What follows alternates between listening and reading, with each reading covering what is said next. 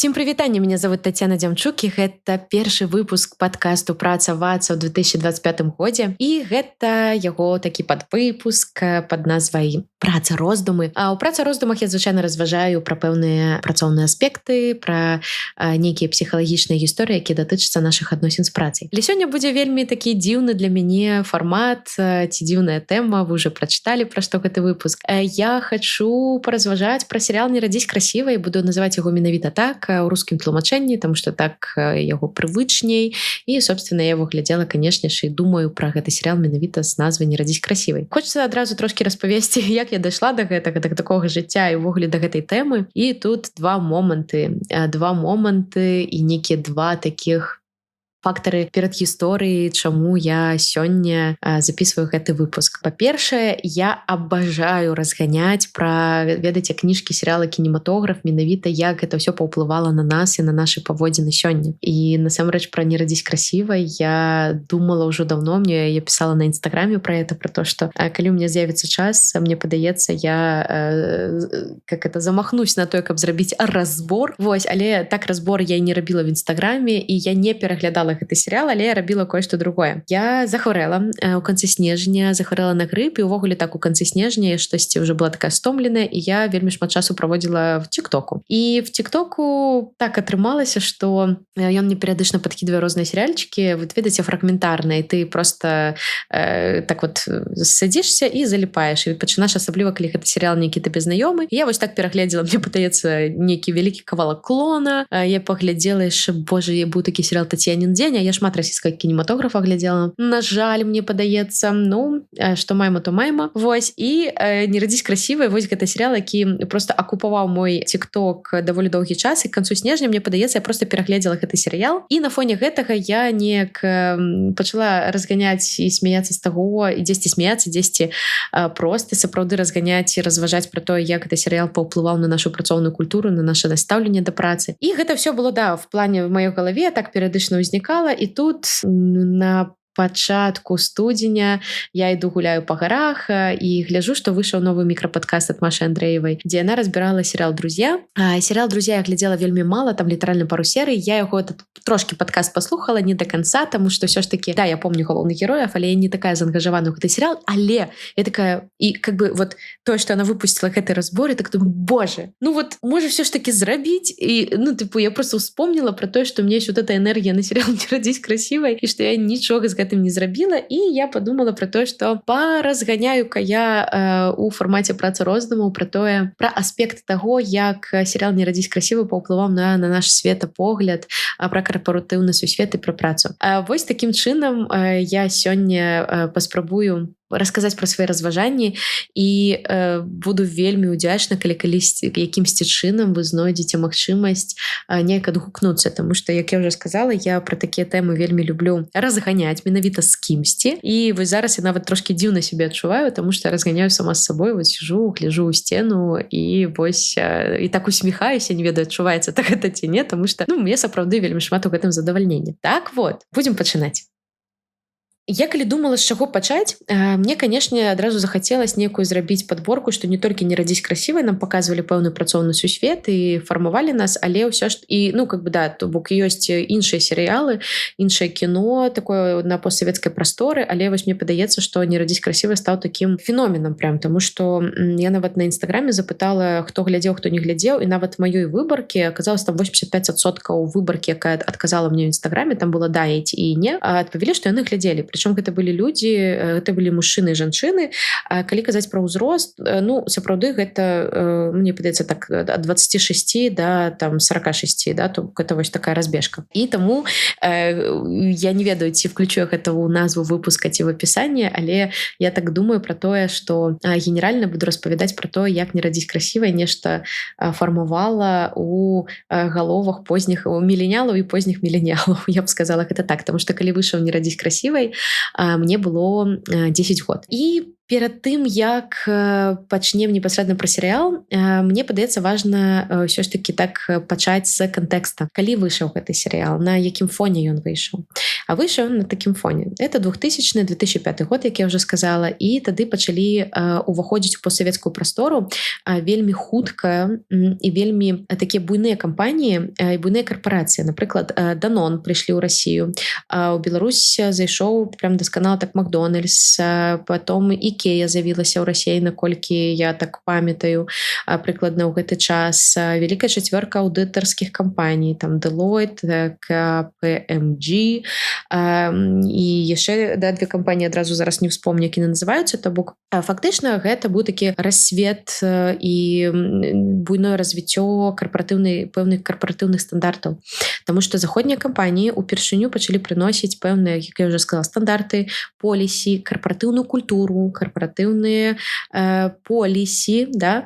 І фактычна яны зменьвалі рэльеф працоўных адносін, працоўнай культуры, таму што дагэтуль такога не існавала. Такі капіталізм прям вялікімі крокамі зайшоў на постсавецкую прастору. І мы ў гэты час працягваем, хтосьці пачынае, хтосьці працягвае, хтосьці глядзіць больш усвядомлена амерыканскі кінематограф і розныя серыялы, кіно, тыпу там «Д'явол носит Прада», мы глядзім там «Доктора Хауса», мы глядзім «Sex and the City», і всё вось гэтае кіно. Вот «Доктора Хауса», дарэчы, я глядзела его значна пазней, і разам з тым там, канешне, не пра офісы, але ўсё ж таки пра працу. Дарэчы, калі, в прынцыпе, можа быць, я как-нибудь таксама зраблю яшчэ больш генералізованы нейкі выпуск пра тое, увогуле, што як праца рэпрэзентуецца, да, ў кінематографе, як это зменьваецца. Таму што тое, што я бачыла на свой неакрепшы мозг, то, па сутнасці, я цяпер і вот я тут, і вось чаму я такая. Вот. Да, і мы пачынаем это все глядзець, впитывать губкі, і да, пра вот эти гламурныя офісы, пра прыгожых жанчын і мужчын в касцюмах, пра вось гэты абсолютно такой этот rush, пра тое, як это все класна, і карацей такі, окей, але как бы все ж таки, да, Америка на 10 далёка, а вось тут у 2005 годзе выходзіць сериал «Не родись красивой», где на заставке этот великий хмарочос с шклянымі вот этими всеми вокнами, великие двери, где выходзяць прыгожыя гламурныя людзі, дзе вось гэтыя ліфты, карацей, вельмі прыгожа, насамрэч, вельмі прыгожы офіс. Мне падаецца, моя цяга і любоў да хмарачосаў, яна... Я не буду тут, канешне, ўсё на гэты серыял спіхіваць, але штосьці адтуль яно, мне падаецца, узялося, таму што я паўсюль вельмі люблю вось гэтыя офісы, менавіта такія вот эти шкляныя, высокія і так далей. Вось этот культавы расійскі серыял, его сапраўды назову культавым, «Не родись красивой».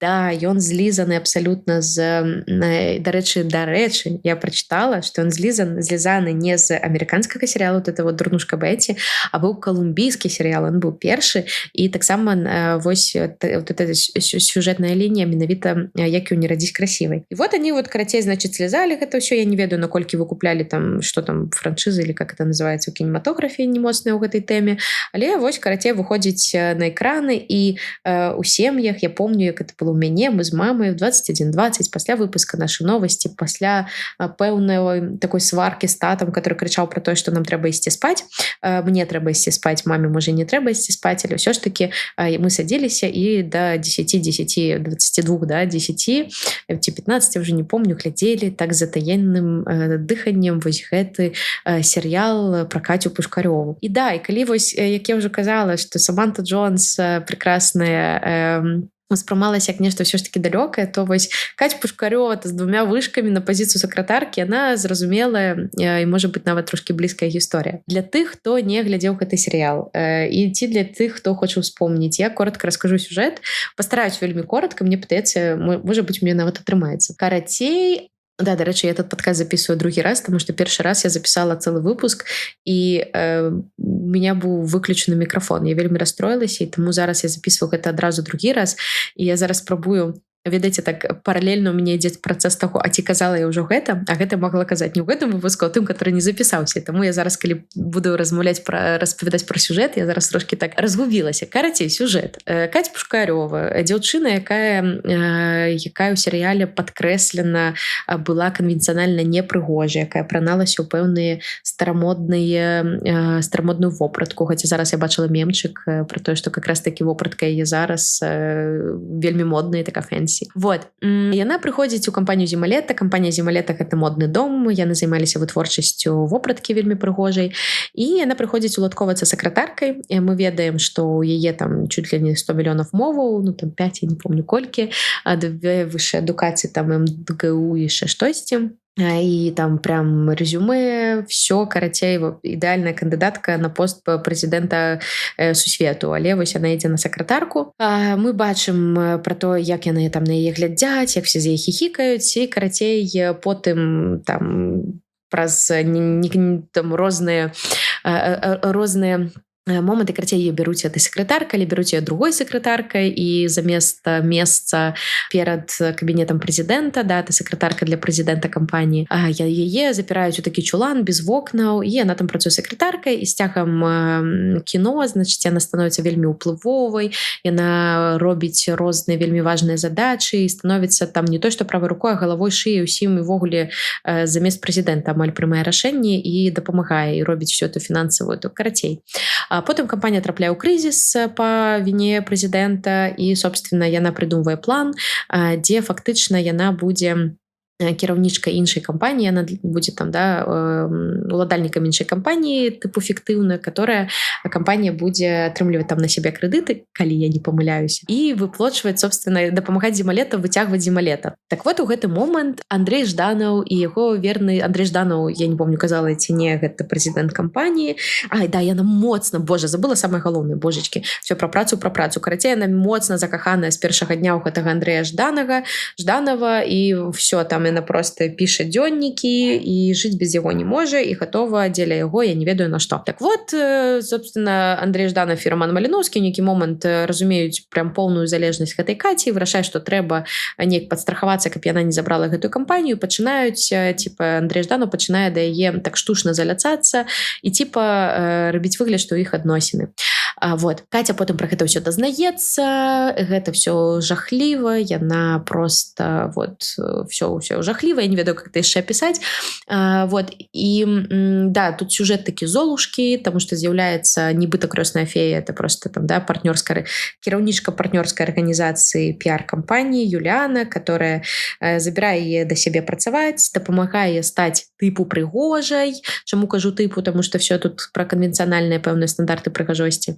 Подбірае ей вопратку, і карацей, Катя становіцца вельмі прыгожай, потым яе просяць вярнуцца ў Зімалет, яна прыходзіць, все такі: «О, боже, якая ты прекрасная, Катя, боже, как мы могли не заўважаць». І карацей, яна становіцца прэзідэнткай, і потым в канцы канцоў яны са Ждановым женяцца і нараджаюць дзіцёнка. Конец. Это про сюжет. Насамрэч, мне падаецца, нічога... Вот калі так вот я прям сама себе слухаю, думаю, боже, якая хрень. Але серыял, конечно, запаланіў сэрцы і мозгі тагачасных міленіялаў, і можа не толькі, да, тому я помню, мы з мамай сядзелі, адкрыўшы рот. І, ну, таму што чаму? Таму што это эмоцыі, таму што жыццё, і там все ж такі серыял такі досыць пабудованы на адносінах, і камусьці адгукаліся гэтыя розныя пакуты, розныя любові, ну, карцей. І вяртаючыся да тэмы, пра которую тут хочу все ж таки не могу неяк паразважаць, як гэты серыял і чаму гэты серыял увогуле паўплываў на нашы адносіны з працай. Таму што ўсё ж таки не пра працу нам там расказвалі, а расказвалі нам пра каханне.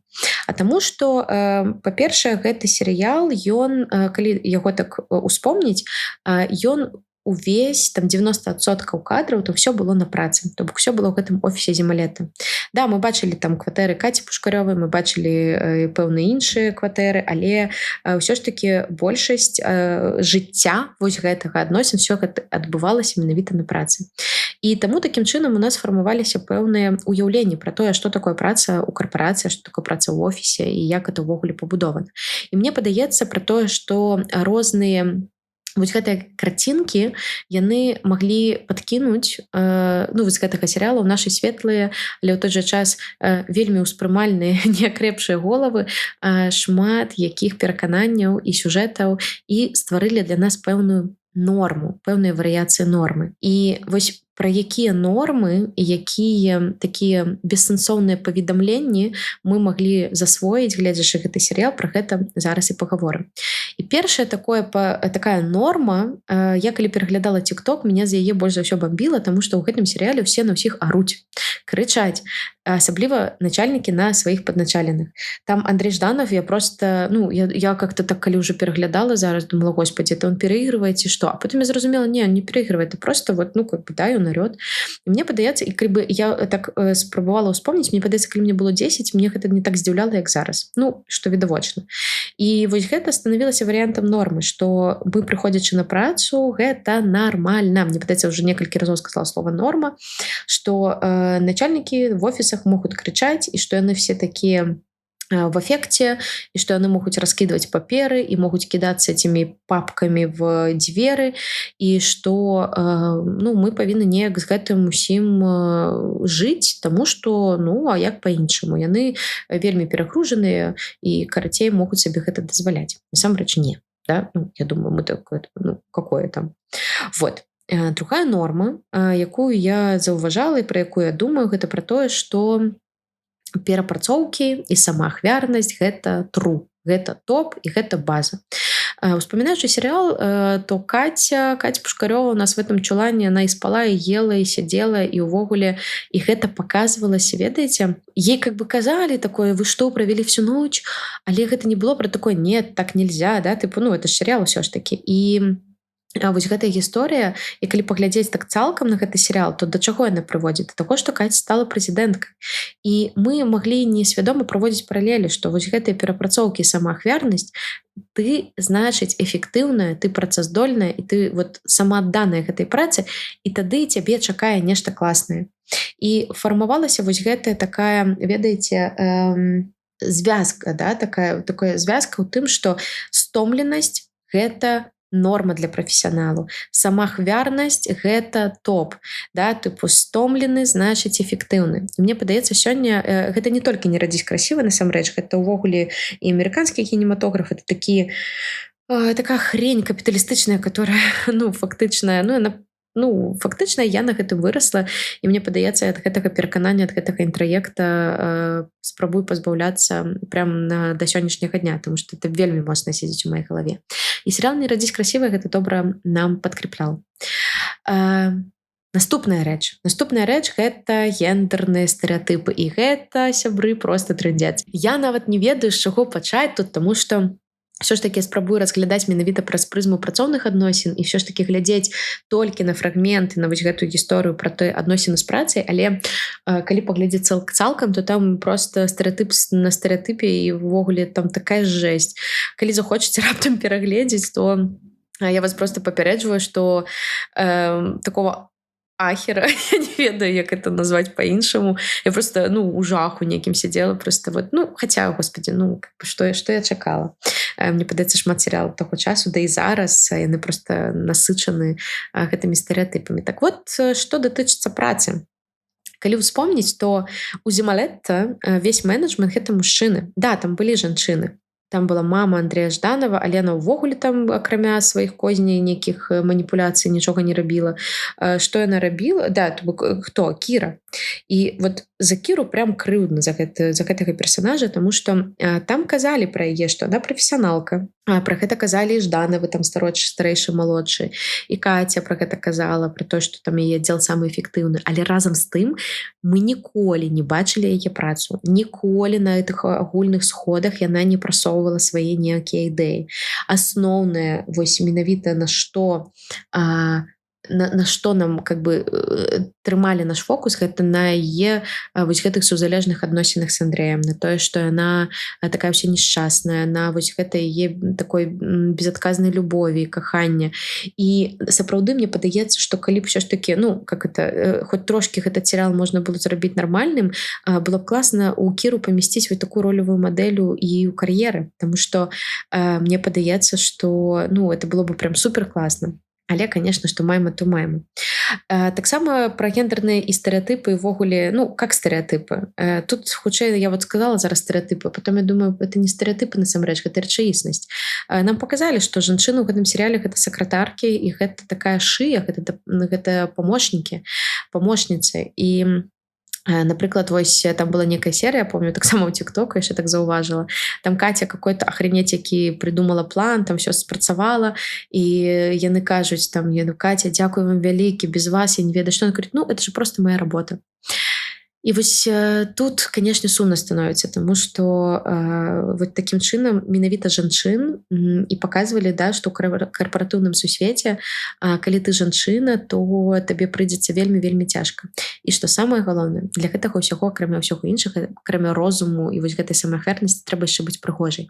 Таму што канвенцыянальна прыгожай. Таму што калі Каця становіцца прэзідэнткай, у той момант, канешне ж, это можа супадзенне, да, то бок, але ўсё ж такі серыял паказалі нам менавіта такім чынам, калі яна яшчэ становіцца прыгожай, то бок канвенцыйнай, то калі яна становіцца стыльнай, да, калі ёй пачынаюць рабіць кампліменты. І гэта таксама такую думку сее, мне падаецца, ў нашых галовах, асабліва ў дзяўчат, што у карпаратыўным сусвеце мала таго, што жанчыне трэба быць самаахвярнай, перапрацоўваць і херачыць нашмат больш, чым мужчыне, табе трэба яшчэ вельмі моцна слідкаваць за знешнасцю. І гэта зноў-такі, я, ведаеце, так распавядаю, мне такое і агіда, і сум, але мы сёння маем, я думаю, сітуацыю не моцна лепей. Лепей, але не моцна лепей. А мы ідзем далей. Наступны момант, наступная ідэя, наступны такое паведамленне, якое бессэнсоўна транслявалася, гэта такая рамантызацыя і гламурызацыя офіса.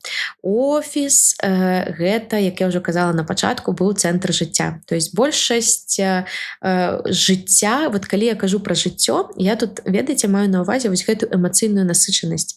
Мы калі кажам, што вот это жыццё, это калі мы такія пераўзбуджаныя, калі мы нешта так моцна адчуваем, вот ведаеце, вот это калі мы закохваемся ў кагосьці. І вот это вот мы такім, вот это жыццё. І вот так вот там усё жыццё, яно было на працы. І калі я кажу пра гламурызацыю, то сапраўды там офіс досыць гламурны, там все такое вылезанае, вычесанае, вот, і такое все прыгожае, прасторнае. І сапраўды, калі вяртацца да таго, што все адбываецца, што вот на працы прям такое вот все это адбываецца, можа, што я зараз сказала, няхай будзе так, то все как бы сюжэтныя лініі, яны адбываюцца там на працы, і фактычна гэта месца і для ўсяго, і для асабістых драмаў, і для сяброўства, і для кахання, і для інтрыг, і, карацей, для чаго толькі, акрамя працы, гэта не месца. І якія эфекты, па сутнасці, для гледачоў, там, буду казаць пра сябе, да, што офіс гэта нешта большае, чым проста месца працы. Як я заўсёды, мне падаецца, шмат чаго і ў гэтым падкасце, і я ў сваім блогу пішу пра гэта, пісала, прынамсі, раней нашмат больш, пра тое, што мы, у шмат каго з нас праца пачынае проста закрываць усе патрэбы. І калі праца пачынае закрываць усе патрэбы, которые праца не павінна закрываць, мы пачынаем месца назад ад ней залежыць і пачуваць сябе, досыць фрустрыравацца аб гэта. Зараз пра гэта асобна разганяць не буду, пра гэта можна і чытаць, і слухаць, і неяк, я думаю, таксама разважаць. Так вот, да, гэты серыял, вот это как раз падтрымка гэтай ідэі, што праца гэта не проста праца, гэта нашмат больш. Праца гэта жыццё, ці жыццё гэта праца. І, собственно, такім чынам мы падыходзім да апошняга моманту, ён такі фонавы проста. Я калі пераглядала, это яшчэ адзін момант, это вельмі павязана з гэтым маім вялікім здзіўленнем пра тое, што ўсе на ўсіх аруць. Гэта пра то, што там офіс трындзец какой токсичны. Просто там козні, вот эти пассивная агрэсія, все адзін аднаго нешта падкалваюць, там просто нейкі жах, і прычым гэта паўсюль. І сапраўды гэта магло сфармаваць такое, што ў офісе такая вось таксічная культура, і там трэба моцна абараняцца і вось гуляць у гэтыя гульні. І такім чынам, што мы маем? Што мы маем? Мы маем пра такія ключавыя пасланні вось гэтай, пра гламурызацыю, рамантызацыю, пра то, што жыццё, праца гэта ўвогуле жыццё, все асноўнае можа быць атрымаць, вот это вот все праца, што поспех гэта вот этот сертыфікат на поспех, як любіць казаць, атрымлівае толькі той, хто гатовы жыць на працы, дае ўсе сілы, самаахвярнасць, што знешнасць это нашмат важней за прафесіяналізм, інтрыгы і канкурэнцыі, крычанні гэтыя крыкі, да, гэта норма. І вось гэта ўсё нам транслюе серыял «Не радзіць красіва», і мы гэта ўпітваем і нейкім чынам гэта не пераварвае, заглытаем. І мне падаецца, што я не кажу пра тое, што вот, да, яшчэ раз я зноў-такі не кажу пра тое, што ва ўсём вінаваты серыял «Не радзіць красіва», таму што ўсё ж такі серыял гэта культурны феномен, які паказвае, як наша грамадства глядзела на працу і поспех. І фактычна тады гэта было адлюстраванне, калі б гэта было штосьці не пра нас, да, тыпу штосьці не пра то, як адбываецца насамрэч, серыял бы не вызваў такі рэзананс, мне падаецца, да, то бок таму я думаю, што в цэлым што мы можам рабіць зараз, гэта пераасэнсоўваць і думаць пра тое, а ці не засталося штосьці ў мяне з гэтага, да, то бок і ці не маю я нейкіх такіх перакананняў, інтраектаў пра працу, пра адносіны з працай. І што я могу з гэтым рабіць, тому што калі мы штосьці усвядомліваем, асэнсоўваем, асабліва на ўзроўні цела, у нас з'яўляецца выбар. У нас з'яўляецца выбар, і мы можам ўжо з гэтым штосьці рабіць і мяняць. Так вот, калі завяршаючы, я, наверное, хацела б ужо адысці трошкі ад серыяла «Не родись красивой», а хутчэй паговорить, працягнуць пра тое, што вось фактычна, што мы маем сёння, да, вот выгаранне как асноўная такая, мне падаецца, асноўная такая праблема, не то што асноўная праблема, гэта можа быць частая такая гісторыя, чаго мы вельмі баімся, да, то бок што мы баімся выгарець, і такі нейкі біч нашага пакалення і нашага часу. Так вот, это ж все из-за таго, што як как-то пісала выпуск пра выгаранне, з-за чаго гэта можа быць. І калі казаць пра асноўныя прычыны, гэта і пра завышанае чаканне ад працы, калі рэчаіснасць не адпавядае чаканням. Гэта праблемы з межамі, гэта праблемы з межамі асабістымі ў кантакце з іншымі людзьмі. Гэта пэўная вось гэта гісторыя пра тое, што ўсе патрэбы ў адным месцы. Гэта ўсё нас прыводзіць да выгарання, да дэпрэсіўных станаў. І можна зараз вельмі шмат ліній паралеляў правесці пра тое, што па сутнасці «Не родись красивой» паказвала нам пра тое, што нейкія нерэалістычныя чаканні, она нам паказвала пэўныя ідэі, которые могуць прыводзіць да выгарання, да, перапрацоўкі, самаахвярнасць. І фактычна, аналізуючы сёння, можна глядзець, як я ўжо сказала раней, а што са мной сёння, а што з маімі адносінамі з працай сёння, і ўжо не столькі пра «Не родись красивой». А серыяльчык, конечно, цікавы феномен. Я зноў, ведаеце, пачынаю усміхацца, таму што я прям помню, як запоем яго глядзела, і, дарэчы, што самае цікавае, і зараз жа запоем я глядзела TikTok і пераглядала яго, таму што ўсё ж такі, ведаеце, калі б ён быў толькі пра працу, наўрад ці быў такі поспех, таму што ўсё ж такі там перш-наперш адносіны паміж людзьмі, а гэта будзе чапляць заўсёды. І на гэтым, я не ведаю, у мяне ўсё на такой некай страннай, некай дзіўнай ноце я скончваю. Як я казала раней, калі ласка, калі у вас ёсць штосьці да дыскусіі, нейкія водгукі, мне было вельмі цікава, калі вы слухаеце гэты выпуск на платформе YouTube, то у вас ёсць магчымасць пакінуць каментарый. Калі вы слухаеце на Spotify, то вы можете пісаць, калі у вас ёсць жаданне мне на Instagram. Што думаеце вы, як на вас паўплываў серыял «Не родись красивой», ці адгукаецца вам штосьці, ці можа быць гэта было нейкае было іншае кіно, можа быць увогуле вы ні з чым не згодны, і канфронтацыя это таксама вельмі прикольна і цікава. І да, была б вельмі рада вашым водгукам, подписывайтесь, будзем на сувязі. Хорошага ўсім дня.